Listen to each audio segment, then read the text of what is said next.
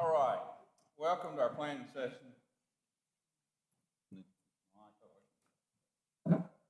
It's over. Thank you.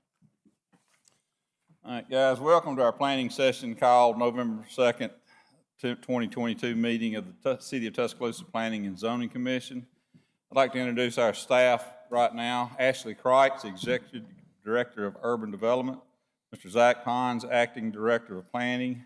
Will Smith, Director of Codes and Development Services. Jimbo Woodson, Deputy City Attorney. There are 9 members of the Planning Commission, all of whom are appointed by the mayor for staggered terms, with the exception of the City Council representative who is appointed by the City Council. I ask that the commission members introduce themselves and state their occupation, beginning with Eddie Pugh, retired. Estella Hare, Finance. Okay.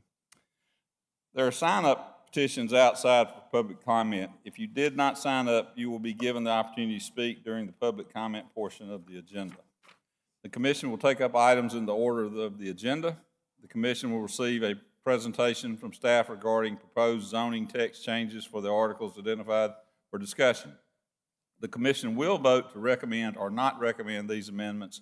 Note that the Planning and Zoning Commission is a recommending body for zoning text and zoning map changes. The City Council is the final authority. After the staff presentation, the floor will be open to public comment. Individuals wishing to express support or opposition will be given 3 minutes to speak. Only the Planning and Zoning Commission can grant a specified time extension to any individual. Public comment will be received, the floor closed to public comment, and the commission will open discussion among themselves, reserving the opportunity to vote, to accept or reject any proposed changes for final consideration at the final review meetings that will take place in 2023. Video recording. These proceedings are video recorded and broadcast live. All public comments should be made at the podium into the microphone. Please first state your name and address for the record. Jurisdiction. Regarding zoning text amendments, section 11-52-76 of the Code of Alabama states, the legislative body of such municipality shall provide for the manner in which such regulations and restrictions and the boundaries of such restrictions shall be determined, established, and enforced from time to time amended, supplemented, or changed, and may adopt such ordinance as may be necessary to carry into effect and make effective provisions of this article. A lawyer had to write that. Okay. The Planning and Zoning Commission serves as a recommending body to the legislative body. While the zoning text amendments will be considered in pieces, they will not be enforced until the full zoning text is adopted and the zoning map changes implemented. In layman's term, if there is any vote at any point to recommend changes, they will not be enforced on any property until the City Council adopts the zoning text and zoning map changes formally through many public hearings. Conflicts of interest. Do any members of the commission have any conflicts of interest or possible conflicts for any topics on the agenda for discussion this evening? If so, please state the same for the record. Okay. Having heard none, with that, we have one more attendee tonight. Please introduce yourself. Dina Prince, and I'm an attorney. Okay. Thank you, Ms. Prince. Ms. Kreitz? Yes, sir. Good evening, Commission. I'm very thrilled to see you this evening. Thank you for being here. Let's really quickly run through our meeting expectations. As always, committee members, of course, please note your role in the process, stating you are a member of the steering committee at the podium on the record. For our Planning and Zoning Commission members, of course, you've had time to review the draft code articles. Please refrain from arguing with public commenters. Just listen, ask questions if you don't understand, need clarification. Be respectful and hope to have an expedited proceeding. For everyone, of course, we are beginning at 5 p.m. and ending no later than 7 p.m. If we don't get finished with something, and we have not yet, we will roll that into what is the next scheduled meeting, utilizing a 3-minute timer visible to all parties, and staff will manage the flow of the meeting for efficiency's sake. Remembering that the code rewrite is going to maintain what works today and update what doesn't. And I know you have all been itching to get your hands on fixing PUDs. So I'm excited to get to talk about that this evening. We want to make the code more user-friendly by implementing the comprehensive plan's recommendations.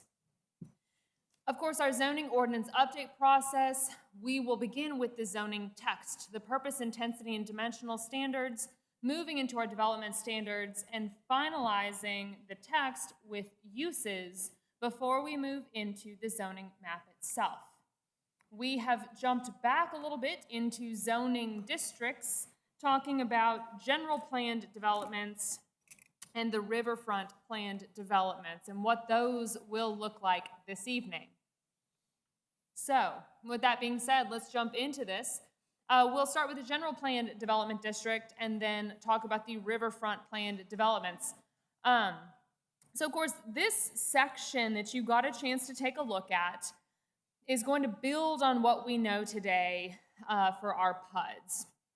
We are outlining the purpose of planned developments. We're getting rid of the term planned unit developments because that's just dated, so they're just planned developments.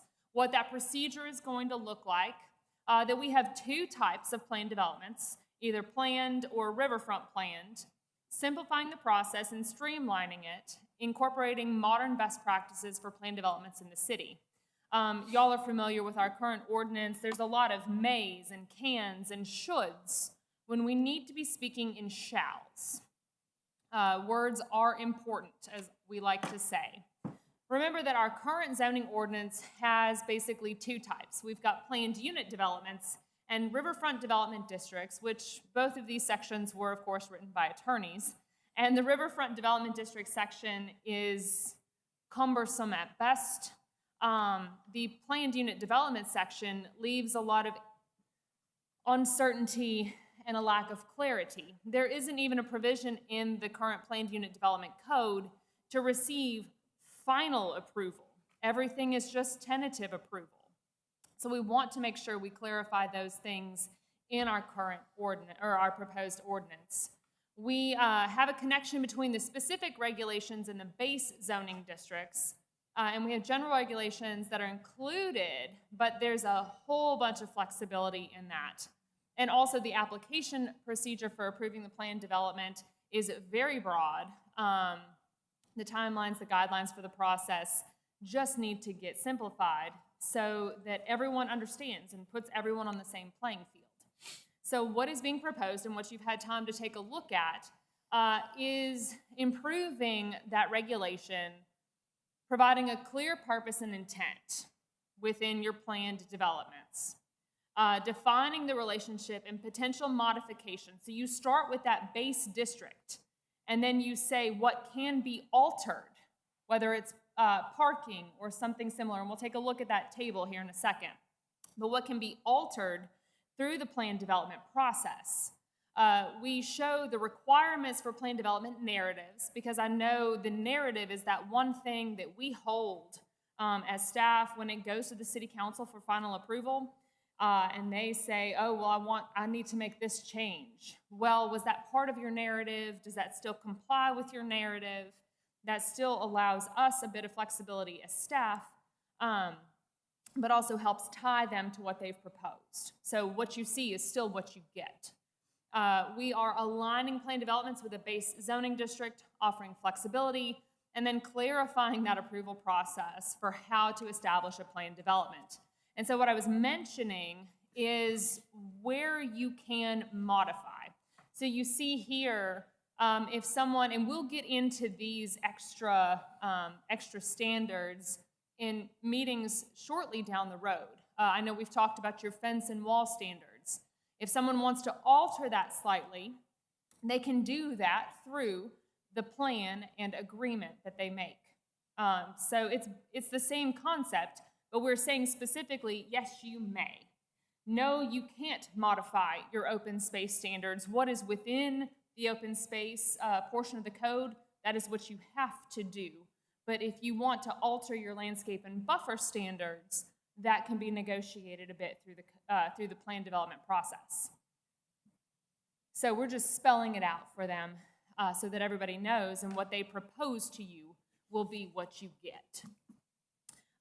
You see that for general planned developments, we allow them, you will rezone to a GPD. You will rezone the property to a planned development district or a PD. And what that will do is it's going to make it more honest at that public-facing level. When you are just zooming around on the map and you see Towns of North River, for example, you see it zoned R1, but there is not a layer that anybody sees that says this is an R1 PUD. The same goes for Waterfall or something similar, or some of those neighborhoods down 69 South. It does not say PUD next to it. So we'll rezone the property, and you'll see any residential base district except for single-family residential estate, your university areas, or the mobile home district, along with any business district except for downtown. You will see we are establishing maximum densities per gross site acre. Right now, of course, that we say normal minimum tract sizes or no absolute maximum dwelling unit density is specified. However, the following table is the standard. And I know that you as a commission have struggled with that, and that the city council has struggled with it as well because it leaves too much in the air. This is solid. This can't be negotiated. So when we were talking with our stakeholder groups, which range from the commercial district or our commercial friends to our neighborhood friends, to engineers and architects who will utilize this code to create for their clients, we just had a couple things to note. Working with the Office of the City Engineer, we need to make sure that alley street cross-section is just nailed down.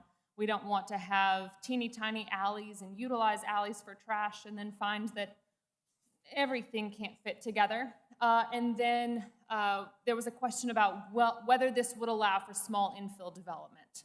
And that answer is yes. Between this and our compact neighborhoods, our SFR 4 and 5 districts that we talked about in previous meetings, there are opportunities for infill development far within this code, far greater than we've seen in our current code. And so I'm excited about that concept because we're opening ourselves up for better development and meeting the needs of the community. So moving quickly into the Riverfront Planned Development District, of course we talked, I believe it was 2 meetings ago, maybe 3, only large-scale development within your riverfront district will be classified into that riverfront planned development. So that is anything over 20,000 square feet of commercial development and or more than 20 residential units or something on a lot more than 25,000 square feet in area. So anything large and of distinction or a major renovation, that's going to end up being classified into riverfront planned development. And that let me ask you. Go ahead, let me ask please. you something. That would include a park or if a development was over 20,000 square feet within the riverfront? Not or a is that park. just a structure? Just the structures, Okay. yeah, no parks. And then looking at that intensity and dimension standards in that table, what you see is your density, your lot widths, front setback, side, rears, all of that gets established within the PD plan and agreement. We talked about the RPD building heights, and you'll see in terms of the stakeholder involvement, there was a little bit more here, and I think they're very good notes. And so the first one was to amend one of the purpose statement sentences. Right now, that purpose statement sentence just says minimal residential uses. What you may want to consider is that the district may include non-residential uses, residential mixed with non-residential, or just residential, but flat out saying no student-oriented developments within these. I think that would eliminate some of the concerns that we've had in protecting our riverfront areas. There's a lot of discussion about maintaining river views. So you could add a sentence about visual or actual connections to the river being something that are negotiated as part of the process. And then finally, allowing minimum and maximum heights to be established through the process. And I think that's very important for this process because the topography along the river changes so much. And there may be some areas where you have a good mix of heights to maintain those river views. Establishing one single, in the table you see, a minimum of 22 feet or 2 stories or a maximum of 72 feet or 6 stories. I think we'd all rather see us looking at the development as a whole, how it will interplay with the riverfront, using topography and saying, okay, this is fine. Because we've got the tools and the means now through different programs, ArcGIS Urban, for example. We've got a drone. We can do a lot of cool things to help envision what this will look like, where we didn't necessarily have that in the past. So those were the feedbacks from those stakeholder meetings. And I went the wrong way, so sorry. That's what I've got for you. I know a little bit of the commentary that we got said, hey, listen, Kreitz, love this. I just want to know the process. That's another meeting. The process should be simple, and we want it to be simple. We don't want y'all to stand or sit behind the dais and say, what are we doing? What's happening? This is just as complicated as it used to be. If something is just as complicated as it is right now, we have not done y'all any favors or the citizens any favors. So that is where we are. Do you have any questions for me? So, Ms. Kreitz, the method by which we're trying to work here is to be a little more open to allow different developments of different types that fit. Mm-hmm. And that's the process by which we're going through. The development standards that may be modified, I guess one thing that I'm concerned with, and this committee has always been concerned with, is setting precedents. Sure. Of setting a precedent on one project that another developer says, well, you did it for them. And that particular item that we allowed in this development, in our opinion, doesn't work in this. How do we address that? So, and I've wrestled with that a little bit as well. And where I continue to fall is we have zoning districts that will handle, by right zoning districts, that will handle a lot of the things that we're seeing these days. I think of Stillwater as a good example. Honestly, with better zoning, that didn't have to be a PUD. That could have just been a build by right scenario. There are parts of some of the developments you've seen down Highway 69 South that could be by right if we just utilized one of these new zoning districts that we've seen. And so my hope is that we will actually see a large decrease in what has to come to you for special approval. Right. Because we have correctly zoned it instead. So, Commission, any other questions from the panel? At this time, I'll open it up to public comment.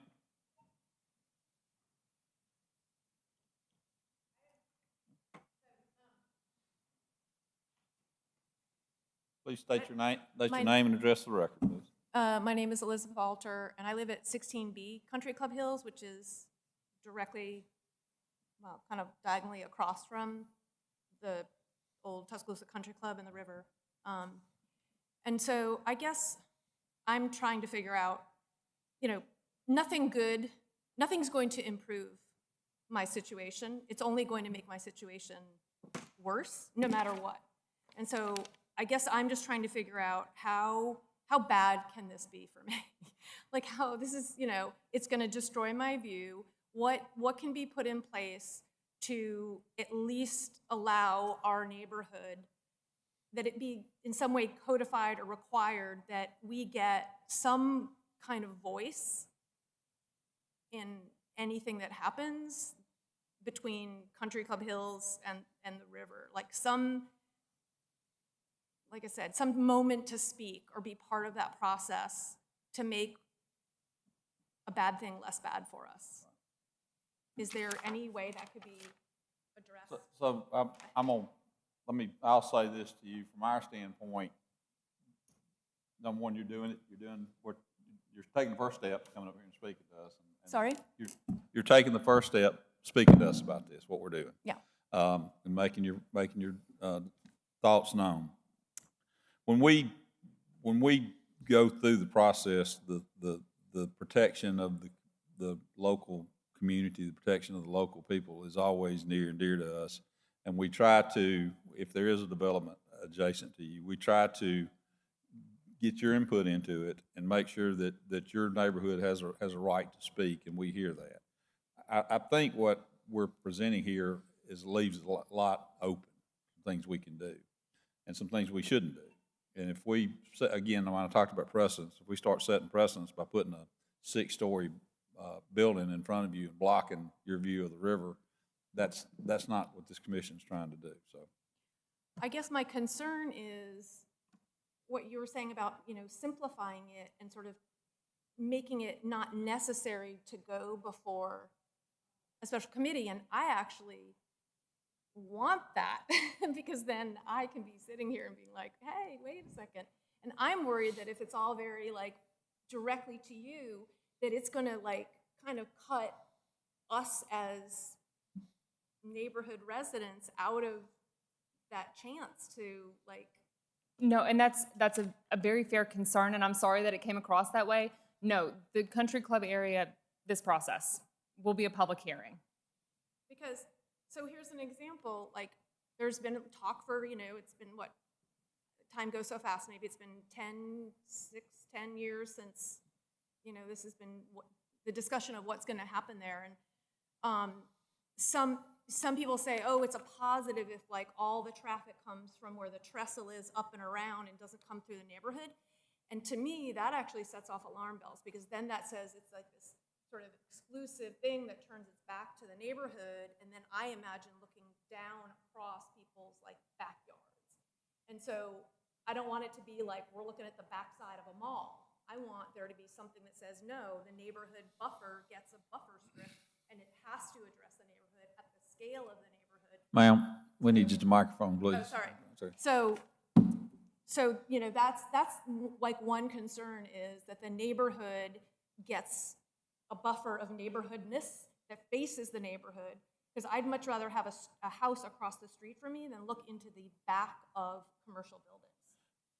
As an R1, correct me if but they do have we do have buffer restrictions on R1, correct? So Yes, yeah. Those, And those are in place, and we can't impinge on that. And we also have not talked about the proposed buffer standards. You will be able to find what's proposed for the riverfront from a design perspective. That is online. And so you'll see, we also don't want to see the backs of commercial buildings facing your neighborhoods. I think there's a lot of good stuff in there. Okay. I'm pretty sure with the importance of that piece of property, correct me if I'm wrong, staff, I'm pretty sure anything that's gonna be developed there is gonna have public hearing and not gonna be jammed through the system, and one day just bulldozers show up. Right. You'll have plenty of time to make comments. Okay. And we are, on the riverfront, we're recommending body to the city council on this, correct? Yes, and that will likely stay as So such. you'd have 2 shots at it if you opposed anything. Or another, unfortunate situation would be if there was somehow where that river access got blocked off from Yes, the ma'am. neighborhood. Technically, we are blocked off from it now. Technically, there's no trespassing. It's I think I counted with my daughter 200 signs Right. across it. So it's not like we have a right to be able to go down that hill to the river, but obviously, I don't want this big albatross between me and the river where I don't even get to go down a path. So anyway, So part of the whole process we're going through is accessibility and Okay. walkability. okay. And I mean, anything that's done down there that'll be a big part in it. So to be honest with you, I would think it would probably give you better access Okay. if Yeah. something is done. I mean, like I said, I love it exactly what it is. Right. I don't want anything to happen, but I don't have the right in our society to make that demand. So, like I said, I'm just hoping to have a little tiny voice in the process. I promise you, you'll have a chance. Okay, thank you. Okay. Anyone else? Okay, so I'll close public comment. So next steps? Yes, sir. We are looking at the December 7th meeting. We'll switch gears and take a look, of course, at the subdivision regulations rewrite. So not only are we getting a new zoning ordinance, but new subdivision regulations as well. January 4th, we will have a virtual-only meeting where we'll just do a quick refresher as we prepare for eventually getting to the differences between character types, zoning, where we assign zoning districts, et cetera, looking at signs, land use regulations in February and March. And actually, Commission, I will probably be bringing a bit of a schedule update to you at your December Planning and Zoning Commission meeting. We'll need to tweak a few things just to revisit some items that we have needed additional input from. Of course, if anyone would like to provide comment, framework.tuscaloosa.com is still your best resource. You're able to review the draft articles, look at prior meetings as well. We've got the everything we've uploaded previously, along with the PowerPoint presentations, and you can watch the meetings if you so desire. You can submit comments, view the meeting schedule. And now, Mr. Harrison, I'll turn it back to you. All right, no further comments. We stand adjourned.